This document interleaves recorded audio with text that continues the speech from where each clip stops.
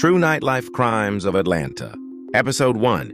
What if the people you trusted to protect you were actually planning to rob you? In 1993, Atlanta area nightclub owner Henry Lamar Jeffcoat was murdered during an attempted robbery. But his death would uncover something investigators never expected: a criminal network involving police officers.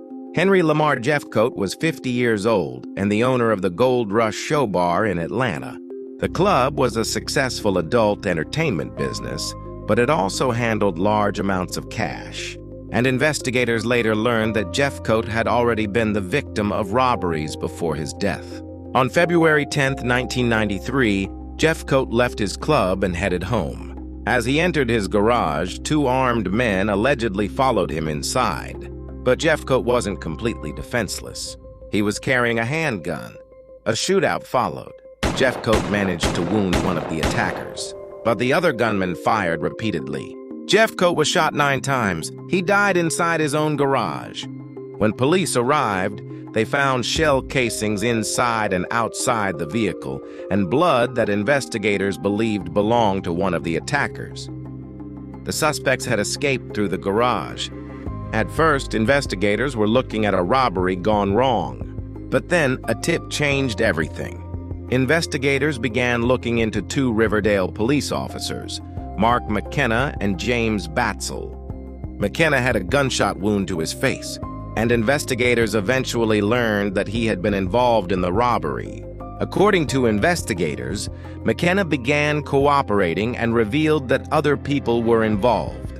Among those named were another law enforcement officer and a Gold Rush employee. And suddenly, Jeffcoat's murder was no longer just a robbery case. It was becoming the beginning of a much larger investigation. Authorities eventually uncovered what they described as a criminal network involving police officers and civilians. Investigators said the group was connected to 18 burglaries and robberies throughout the Atlanta area. Some of the suspects were even working security jobs at strip clubs, and Jeffcoat's murder became the case that helped expose the entire operation. 3 men, including McKenna, Batzel, and Gold Rush bouncer Christopher Grantham, ultimately pleaded guilty to Jeffcoat's murder and received life sentences. Another officer, William Mulclair, pleaded guilty to his role and received 25 years. In total, 9 men, including 5 police officers, were convicted for their roles in the broader robbery ring.